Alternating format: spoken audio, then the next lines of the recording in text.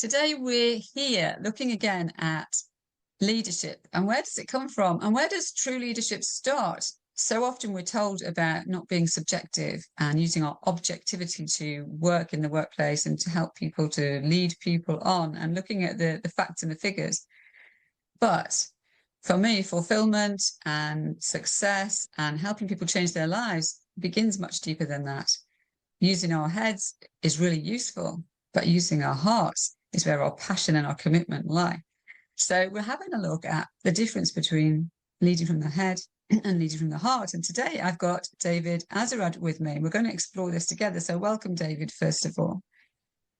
Thank you for having me. It's a pleasure to be here. I'm really looking forward to exploring the topic and how you see leadership and the different things in your life. So tell me a little bit about yourself, first of all, Dovid, so the listeners can know, where you're coming from, what kind of thing you do. Sure. So I actually started off as a teacher. I became a principal. I was very, very involved in the discipline aspect of the school as well. And one thing that I noticed within a lot of my interactions with the children was that there are a lot of expectations that are placed on people and that people place on themselves that are not really so clear, and they're not really within the framework that work for each individual person. And in order to progress and in order to keep moving forward and to grow and develop as a human being, it's important to get in touch with what's driving us and what's pushing us forward, and then listen to that part of us that's there, that's really looking to be productive and growth oriented and learning. And I continued to work with adults after. On the side, I was working with parents and vendors, and I started to really tap into a lot of the strategic business sense that people are looking for as well. And as I continue to grow in my practice, I'm seeing that a lot of business owners as well get stuck. And that stuck place, I call the stall cycle. It's when people are busy with the information that's coming in, reacting to that information, and then repeating that process. And they fall into this pattern of not really growing, really just being stuck in a non-productive, non-growth oriented way of being, and they forget what brought them there in the first place. And it's really important to always tap into where are you coming from and where are you going. And when we have those two sides, then we can map a way forward. And usually where we're going is heart-led. And we forget that sometimes. It's so interesting, actually. I was on a call yesterday with some of my clients, and I could see exactly what you're describing. People who work with me often have been following the advice of supposed gurus, people who are sort of well established in their business and following their own practices. And they're teaching those practices.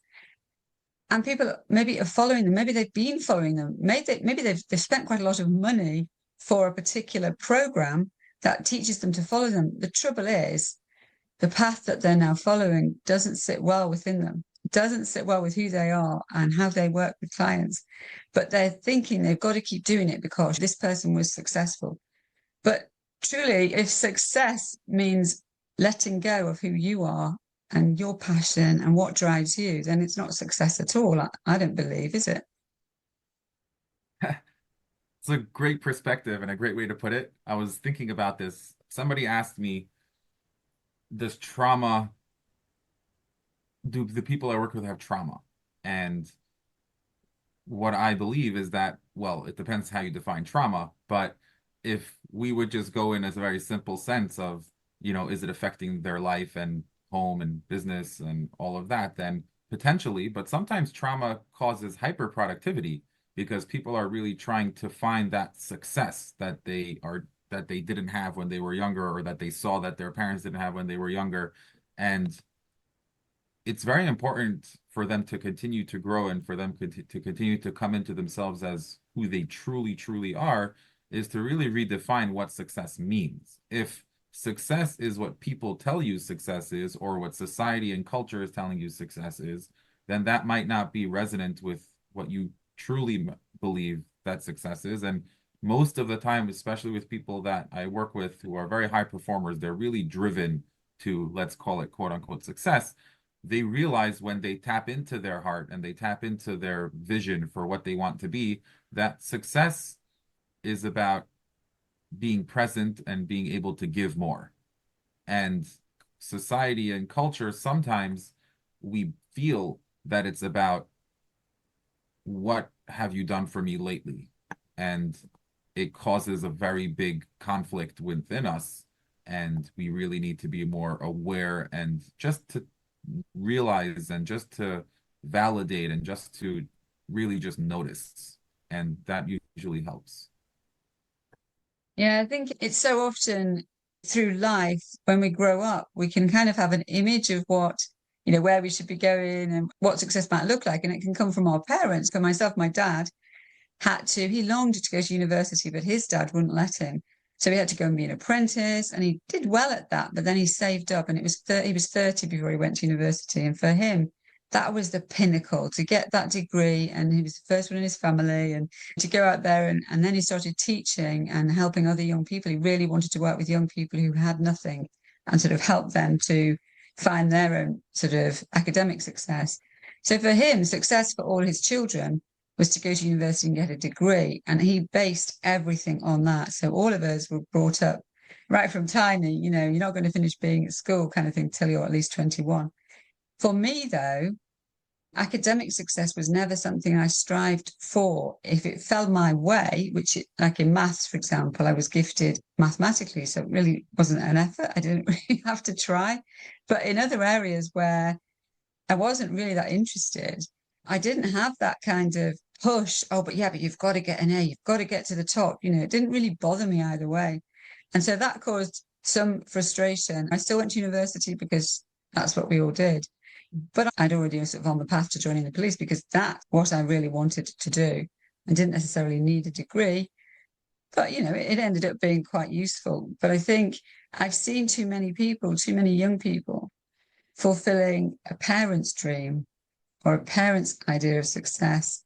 And the frustration that can cause can be really quite restricting, quite painful, can stop them really achieving what they're meant to achieve. So how would you work with, I know, obviously you've worked with young people and you work with parents, but how would you sort of cope with that situation if somebody came to you, either as the young person who's feeling frustrated or the parent who feels like they've maybe led or themselves have been led the wrong way?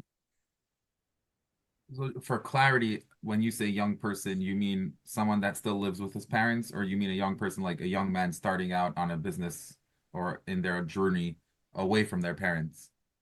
Yeah, maybe they started out on their career and they realized that actually this is not the career that they really want. This is the career path their parents thought they should have. It's a great question, and I would approach it. It's a good segue. I would approach it with, getting out of that cycle. Right now, when a lot of times we have to remember that when we shut off parts of us, it also shuts off those parts in places that would be beneficial and in places that would help us as well. So if this young man or young woman, this young person is being pushed to do something that they don't want to do, then that means that they're shutting off their life force, their heart, let's call it, right? And that makes it more challenging for them to access that in other areas as well. And where we would really want to dive in is, first of all, to be curious, right? Just to dive in and look inside of ourselves and really learn what drives us. What is something that we want? What are things that we dream about? What are our fantastical visions for the future? And the incredible thing is that when it comes to the human achievement and human potential, it's that it's actually really, really unlimited. And the only thing holding us back is ourselves. And when we really understand that, and of course, I'm not saying this critically, like people need to survive. So sometimes you do what you feel like you need to do, And that's important as well to notice that too, where I'm limiting myself, but it's in order to keep me safe and in order to keep me moving forward. But the truth is that ironically, that that is also what's keeping me from breaking out and becoming manifestation of what I can be.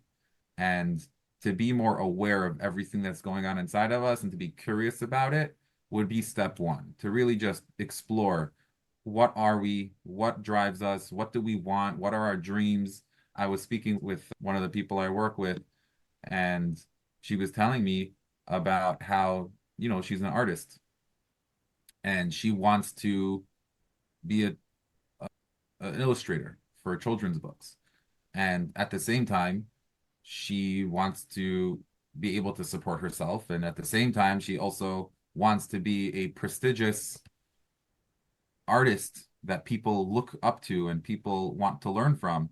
And right now, she's not any of that other than books that she's illustrated for people and some art that she's done, and she does some art classes, but she's not leaning into any of it. Rather, whenever she feels like she's getting successful in one area, she pulls back because she's not feeling the true ability and potential that she really can have.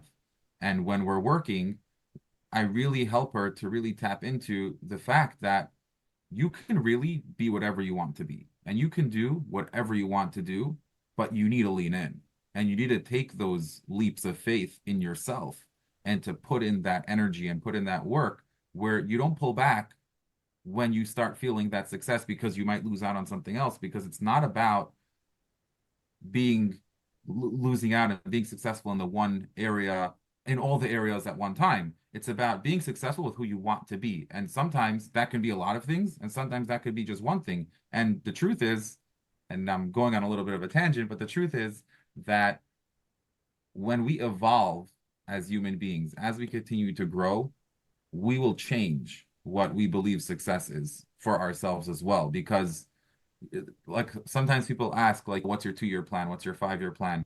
If your 2-year plan is the same 2 years later, then you're doing it wrong, because you really need to continue to grow. And if you're where you thought you would be 2 years later, you really need to open up to what's really driving you and your heart, and really, really, really imagine what's possible. And you'll just blow yourself out of the water with what you could actually accomplish. And it's a great feeling. It's very empowering, and it helps you to make very powerful decisions that you otherwise would avoid and shy away from.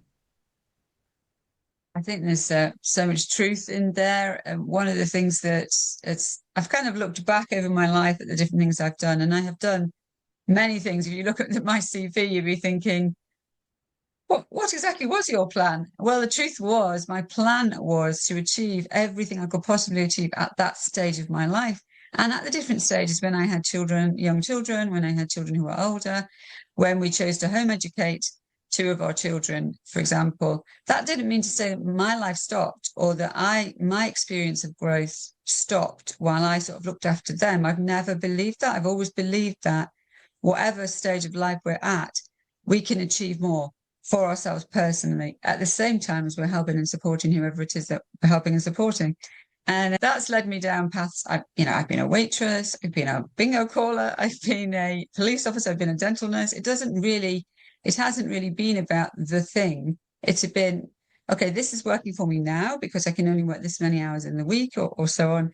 But whatever I do, I'm going to do it to the very best of my ability. And I'm going to take hold of any learning experience that I can take hold of, so that the business I run now feels like the culmination of everything I've done so far. It's like brings everything in. It doesn't really matter what question somebody asks me about their business or about how they can grow their audience or how they can develop what they do or how they can change what they do. It doesn't really matter, because there'll be something in my life that I can tap into, that I can open for them. And one of the things that struck me with our youngest son, who never went to school till he was 17 to do A-levels, and that was just to open the door for him to go to university, was that at every stage of his life, from when he was tiny right the way through, it was all about, where is his heart? Who is he as a person? What kind of thing does he want to do with his life? Right, which door do we need to open so that he can go through it and follow that path that he's called to? And watching that journey for a young person from childhood into adulthood, where he's now doing a PhD in classics and philosophy and he's following his true dream, watching that growth has been revolutionary as a parent and very different from following what we fell into following with our eldest son, for example. The two in the middle have done different things. But I suppose I would say to anybody watching us, listening to what you've said, David, and thinking about, if you are a parent and you've got children and they don't quite tick the box that you thought they might be going to tick, or they don't tick the box that you wanted them to, then just step back and have a look at what's going on in their life, what's going on in their heart. Have you met people specifically like that? Have you got some examples of people you've worked with? Well, you've already shared one, but other stories where you've helped people step into who they truly should be. It's a great question. I want to definitely go back to one point that you mentioned about when parents are seeing children that are not doing what they want, what they dream for them. And I had an epiphany recently when I was working with someone, and the epiphany basically was that pedagogy, right? And the art of pedagogy is the teacher or the coach or the parent or whoever it is that's trying to give over something is trying to manifest themselves in the other. And as parents, we need to realize that too, that sometimes the pressure that we're putting on the children is really just the pressure that we're putting on ourselves. And our children don't deserve that. Our children deserve to have that autonomy and freedom. Obviously, we want them to go in a certain path of productivity and growth and to be the best people that they can be in society and to themselves.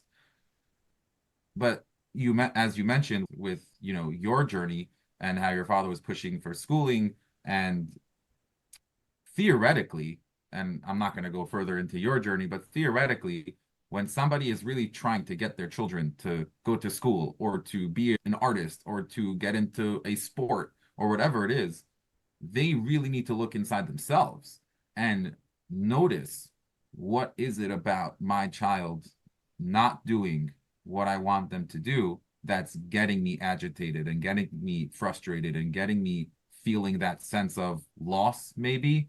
And when we notice that within ourselves, and it's okay, like we need to validate that for ourselves, we'll be able to navigate that better. And that would apply in any position that we're in, whether it's with parenting or in business as well.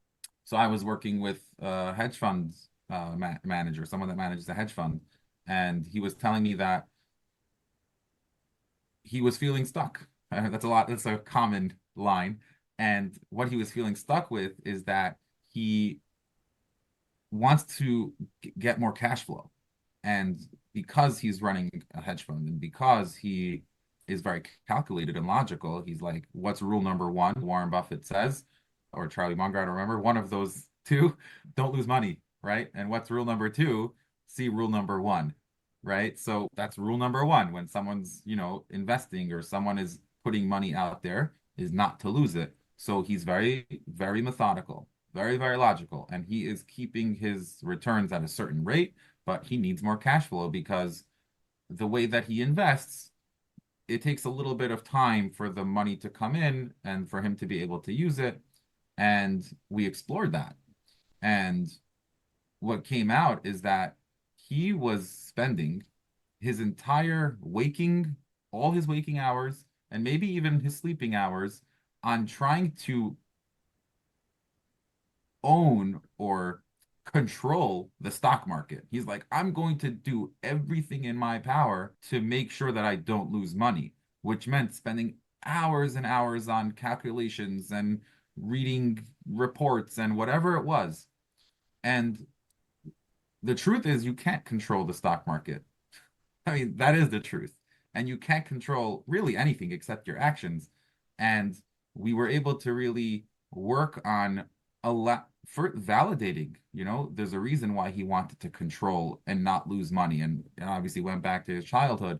And when we're able to really tap into the other side, the one that wants to take a little bit more risk and the one that wants, why does he want more cash flow? Oh, he wants to be able to build his net worth in order to be able to, he wants to mentor people. Like that's his goal in life. His goal in life isn't to run a hedge fund. And when we're able to tap into that, then we can start really finding more avenues of success. So, I mean, I don't know all the exact details and phrasing of other opportunities that he would find. It was selling calls and finding other alternative streams of revenue, whatever those were. And he was really able to tap into that other, it's the heart, really. While at the same time, and this is the key, if we really go all out into the heart and we forget that there's a system and a process, then that's really why our head drives us. Because, like, well, if we only did what our heart wanted, then we would just get nothing done. And we have to remember that too, that the head is important, but we should be self-led from the heart. And the head is there as the most important skill and tool in our toolbox is our head, the thinking part of us. And when we're self-led, but we're harnessing everything that we have within us, that's where we'll find really our true potential. Yeah, I was just thinking really, when a baby is growing in the womb, the heart starts beating really, really early. It's what beats first, it's what drives the body forward. And so for me, the head is so important because, like you say, it helps us build the structures, it helps us follow the process of whatever it is we're doing. But it's almost like you need your heart to power the head. It's the engine driver, it's the thing that's giving you the life flow into your brain so that your brain can work in the right way and develop the systems and the processes that are going to actually allow your heart to grow and your mission, whatever it is, to find fulfillment. Like you say, we could sit and daydream all day. We could just imagine all the nice things that our heart is telling us to do. But unless we get down to, well, how are we going to do it? How are we going to get that message out there? How are we going to grow the business? How are we going to get in front of the right clients? We've got to have those strategies and processes. But I think for me, the key change in my life, as far as business growth came, was when I stepped away from a process that wasn't mine. It wasn't driven by my heart, it was driven by somebody else's. And whilst I was following it, it was almost like I was being pulled to the side all the time. And I was feeling like I was trying to fight back to get, to get it felt inauthentic. And but they were good, they were successful, they were doing this business, it was growing and so on. And at the time when I started, I didn't have the confidence to say, but that's their way. It's not my way. And it wasn't until I stepped aside and said, no, my way is different. Once I did that, although to some people it probably looked like I was taking a backward step, I wasn't. I was just pausing to reboot and then to direct myself in the way that I needed to go. And everything changed. Everything began to fall into place. The business changed.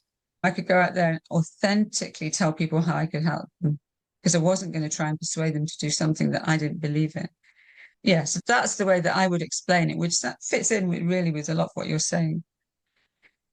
And thank you for sharing. And that must have been really hard for you when you were being pulled in those two directions. You want to do what you want to do, and then you were doing what you were told to do. And that's that is that's very challenging. Like definitely, I'm thinking back also to my process as well, and it ties very much into what happens when you're led with your head a lot.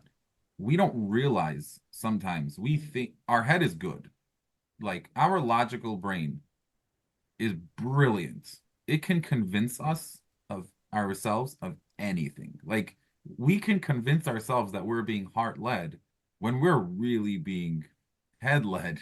And when that happens, it's very hard to really get out of it unless you find someone that's going to call you out on it and be like, are you sure that this is what your heart is telling you? Like, for example, when I first started out, I was like all in on every social media, that I was like, I had a whole plan. I'm going to just go in on social media, right? I'm still on social media, but it was like, I'm not going to reach out to anyone directly that I know, for example. That's like one tool that you could use. And I'm going to stick with social media. And I was like, that's what I want, right? My heart, like, that's what I want. I want to be out there on social media. And then slowly, as you continue to work and as I worked on myself, I came to realize that that was my head avoiding uncomfortable things. And that was my head trying to take a shortcut in effort and energy that my heart was really going, would say, and does say, and would say, you need to enter the uncomfort zone and you need to really live there and do things that make you uncomfortable. When you're doing things that are comfortable and you're not really feeling uncomfortable in general, other than maybe your situation, like if let's say someone, needs to make a living and they're not making a living, okay, that's uncomfortable, but they're not doing anything that is actively putting them in an uncomfortable zone, then you should check in and see, because the heart wants to grow, and growth comes from being uncomfortable, comes through being uncomfortable and antagonizing all of the stuff inside that are telling us, nope, pull back, pull back, pull back. That's where you need to go. That's where you need to explore. When you have a good coach, and that coach will put you right in that place and be like, okay, let's explore. And that's really where you need to be. That's the growth zone, right? That's the place that pulls you out of those stalled cycles of the logical place of, yeah, I just need to do what the influencers are saying that I should do, or what the guru is saying that I should do, without really applying it to ourselves and our situation, and remembering that those gurus have been doing it for maybe 20 years. And they're like way past where we think that we should be. And it's important to really remember that the growth comes from being uncomfortable. So if we feel uncomfortable, check it out, explore that, lean into that, and you'll find that you'll suddenly just become a lot more productive pretty quickly. Yeah, sort of listening to, I mean, it's not a place that people often choose to go. It's a challenge to access that part of you. And quite often, the people I work with, I find that if you help them to open up what's really inside of them, then they actually start to get really excited. To begin with, it's quite challenging. It's almost like they're a bit scared to do it. And when they start writing down, I'll often say, look, just write down 30 things that you could do and who you can do it for, and just get them to just sort of empty their heads really down. And then I'll start saying, like, well, of all those things, which one really excites you? And often it's the thing that they should be doing, but it's the thing that they've got down as kind of number 10 because it's not safe. And what they're doing are the safe things that they know kind of work, but they don't really light them up. And they're never going to really grow because they're not passionate about it. So it becomes almost like a chore.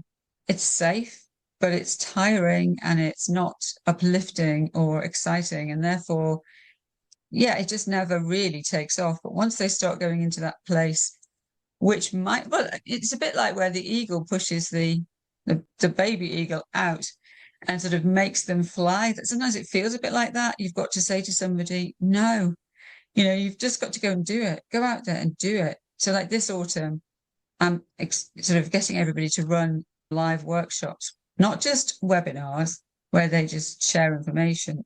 They've got to go in there and actually deliver something that's going to transform the people's lives in the room. So they've really got to think inside themselves, what can I give that will get people into action and leaving that workshop with something tangible that they can use in their life.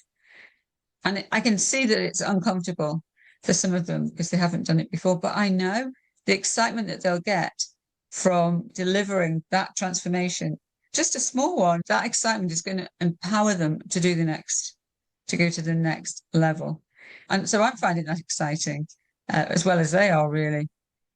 So I wanted to ask you, if somebody was coming to work with you and You're excited about helping them. What's the best attitude that they can have in order to reach the highest level of who they are?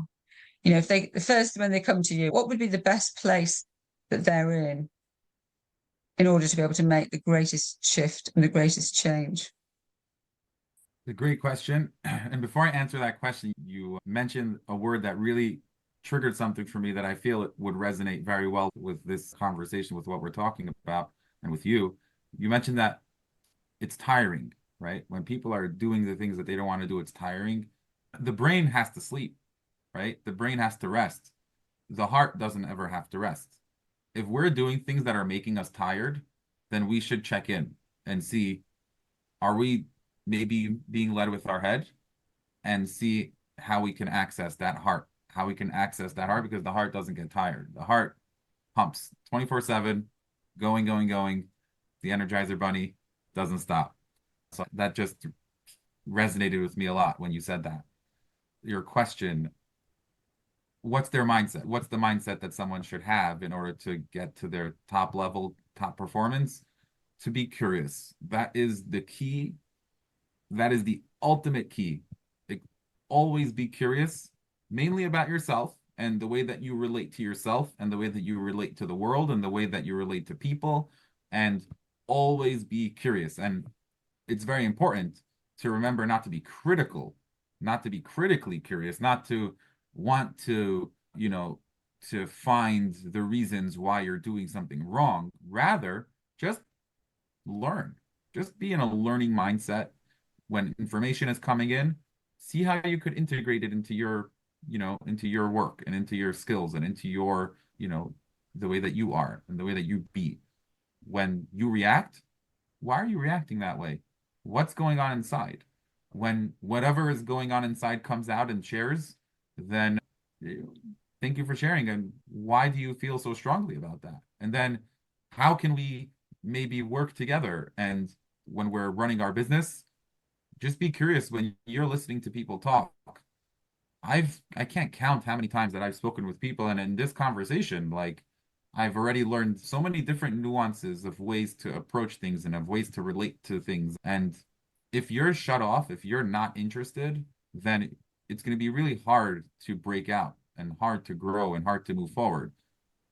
I don't remember where I've read this, but one of the biggest characteristics that if you speak to people that are very successful, is that they're curious. They're always looking to learn and take in new information and figure things out, and they want to be able to just learn. And when we have that mindset, when we come in with a curious perspective, then that will lead us into more clarity, because when we're curious, we obviously are searching for meaning and clarity, and we'll be able to be more present. We'll be able to make a bigger impact. We'll be able to do so many more things by being curious and by just wanting to know and learn more.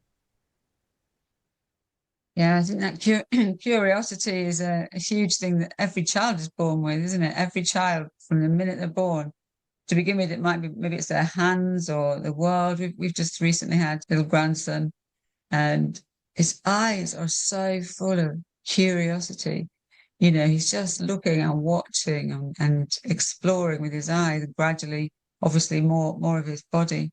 I loved what you raised there about the heart and the head. I thought it was really powerful, David, and I think it's something to even just to explore a little bit further. I think we forget that when we talk about the heart and the head, of course, they're a physical part of our bodies, and how we can use them is reflected in how they are inside of us. The heart feeds every single part with a life force. We couldn't actually move our foot without our heart. Everything works because the heart is beating.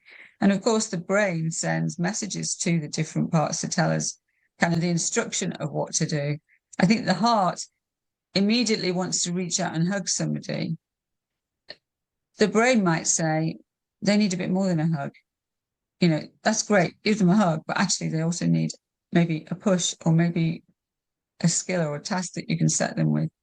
But I do think that what you said there if you're feeling tired all the time. And the reason that resonates really well with me is because at the beginning of COVID, I was running a different business. I just assumed that my face-to-face business from before COVID should become my virtual business. And it felt like I was walking through treacle, literally every day. It felt like I was lifting my feet up and it's like, oh gosh, I don't want to do this. And I was just worn out. The reason was because I wasn't following my heart. I was doing something that didn't bring me life. It didn't bring me light. It didn't bring me energy. When I shifted to really where my heart was, gosh, everything changed. Really, life took on a whole different meaning.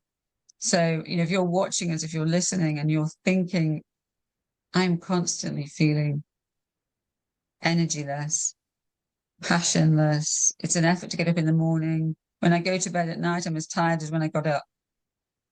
Something's not right, is it? No, no. And when we work on that skill too, we start to feel it in the nuances and in the small interactions, and we feel like a certain draining of energy and it just pops out and we're just like, ooh, that wasn't the best place that I want to feel. And we can start really navigating that and it becomes more nuanced. It's a skill, it's like a muscle, it's like exercise, like anything else. But the first thing, just get curious, and we are able to now start noticing that. And back to the child, the metaphor, that the analogy that you use, if we can be more like children, then for ourselves, for the world, would just be a much, much better place, much happier place. Children are curious, they're creative, they iterate. The child that needs to learn how to walk, they're not thinking to themselves, maybe I'll just learn how to drive. I'll just drive, right? I don't need to walk, right? I'll grow up and drive. But it doesn't do that, right? The child just doesn't know that far ahead. It's just like, I'm in the moment, I'm being present, and I'm going to take one step. Oops, I fell. I'm going to try again. And oops, I fell again. And then we can just keep trying. And children, it, yeah, just be more like children. Will definitely, that's very heart. Children are heart-led, right? They're not thinking so deeply about all the different consequences and results and impacts of everything that they're working on. Obviously, as we grow up, we need to harness those. There's a reason why adults have those skills, but we really need to be able to tap into our childlike sense of wonder and creativity and being present. Children are really present, very present when you're sitting with a child. Like, they are in the moment. They're not running somewhere else. If they're running somewhere else in their head, then that's a learned thing. We really need to tap into that, where we're present, where we're in the moment, and they just want to be present. Like a very small child, they want their parents, right? They just want their parent to be with them. Doesn't matter if they're reading a book, doesn't matter if they're just sitting on the couch. Like, they'll immediately just snuggle up to the parent and just be with the parent, right? It's just a very, very, very subconscious, visceral sort of being that babies, toddlers, children have and are. And when we tap into that as adults, that's being heart led. That's where we'll find our growth. Children grow the most between 0 and 10, right? The most development is done. You learn languages, you learn incredible motor skills and social interactions. And those are things that guide us for the rest of our lives. And anytime that we have like a deficiency or a non-productive area, it's usually because of something between 0 and 10, right? Like, it's Yeah. fascinating. And we just forget that we're like, no, we're gonna do it all over. We're gonna teach ourselves better. And it's an interesting concept, maybe, to think back and to really try to tap into that heart-led area that children live in. Yeah, to go back, the creativity that we can unlock if we do that. Like you say, a child is naturally creative. What they end up with on the piece of paper might not look like anything. It does to them. They are exploring the world, exploring life. And by asking them to talk about what they've created, it opens up a whole fascinating thing. It might not look like anything to you, but their whole being is expressing what's going on inside of them, and their ability the desire to grow and to learn and to achieve is really second to none. And we forget that, as you say, we forget it. We find ourselves following structures. In fact, one day, whether I'll get around to it, I don't know, but our eldest two went through school and our youngest two didn't. And the difference in their learning processes and the difference in them now in achieving what they're truly capable of. My oldest two are achieving amazingly, but they've actually had a harder journey to arrive at that place. And people were criticizing us. People were saying, if children don't go to school, they're not going to be sociable, they're not going to be this, that, the other. And actually, completely the opposite, because they had time and space to develop in their own right and to talk to everybody and anybody, to explore the doors that they needed to explore. They didn't need to spend hours and hours and hours and hours learning things that were never going to serve them. And if they want to go back and look at those things as an interesting, information learning thing later on in life, of course they can. There's nothing to stop them going back and reading the book that they didn't read because they didn't do that particular thing at school. But they did so many other things. They were allowed to open their brains and their minds into a whole different space. We've covered loads of areas here, and I would say definitely if you're listening to us then and you want to talk more, then reach out, share your thoughts. What is it about the curiosity? What is it about the heart? How do you empower yourself to achieve your dreams? And is it by following other people who look like they've achieved them first, or is it by asking yourself, truly, what are your dreams? And writing that down and speaking it out and sharing it and seeing how it lands. David, tell us a little bit more about how people can work with you and how you can help them and how would they get in touch with you. Sure. So who I work with are people that really want to be the best people they can be. And of course, that's nowadays, it's very banal. Everyone wants to be the best that they could be, but it's really for people that want to put in that work, living in that uncomfort zone. They're feeling stuck in that stall cycle that I mentioned, where, you're just you're just living a life that's of repetition. There's nothing new that's happening within you. You're tired, you're overwhelmed, you're burning out, you're feeling like I'm not accomplishing what I can accomplish. And when you feel that way, it's not a fun place to be. But because you're driven, you might just power through because more effort, I'm going to get through this.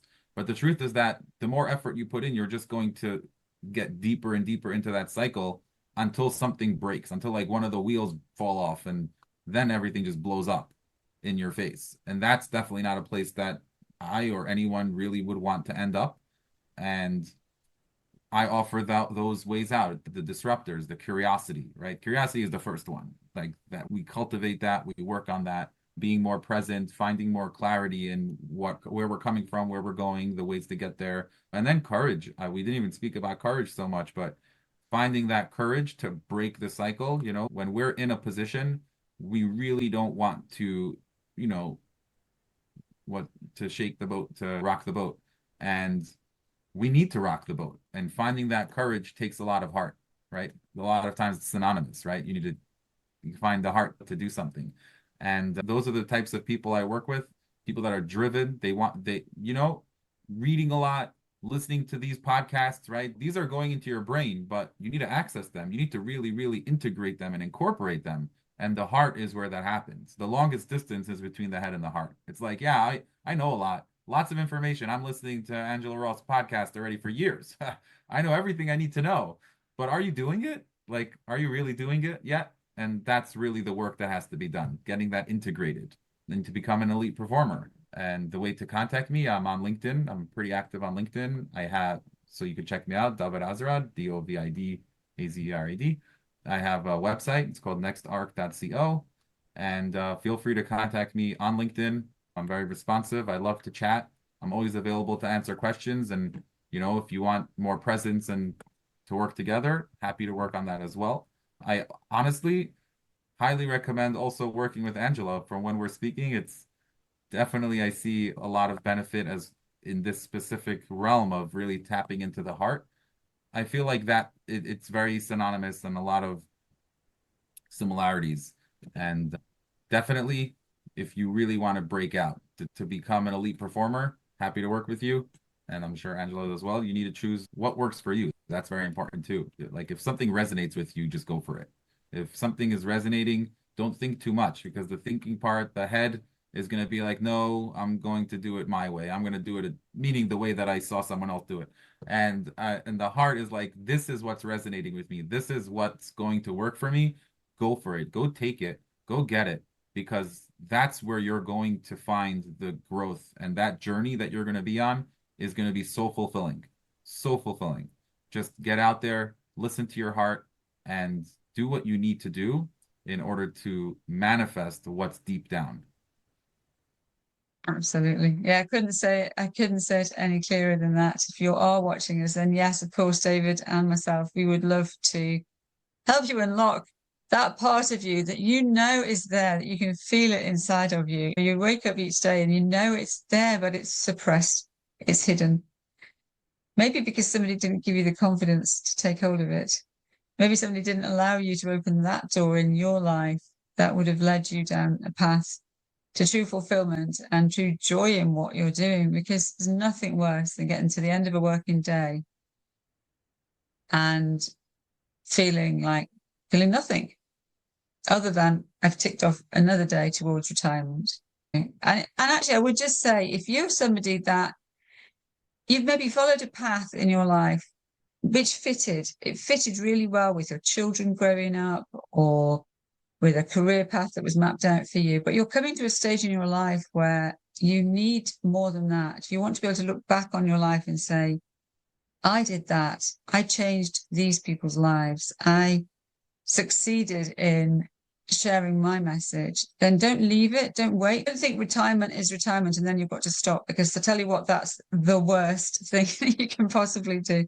I come from a family line of people who don't give up. They carry on working, actually, but it's not work, it's joy. And I think that's the difference. If you're looking forward to retirement so that you can stop working and go, phew, thank goodness for that. It's time to look in your heart and find out what you were really supposed to do or really would love to do. And don't leave it. Don't leave it. And open the door. So follow the links below and connect with me if you want to talk about your heart message. How are you leading yourself with your heart? How are you leading others with your heart? And connect with David or myself if you'd like to unlock the doors in your life to achieve your true potential and to be able to touch the lives that you're called to touch, because they're waiting. They're waiting for you. They need to hear you. Thanks so much, David, for coming along today and talking with me. Thank you for having me. It's a pleasure, and I feel like this could go on for days. This is a lot of fun. Yeah, well, we'll come back. We'll come back and talk again, hopefully. So definitely. Thanks very much.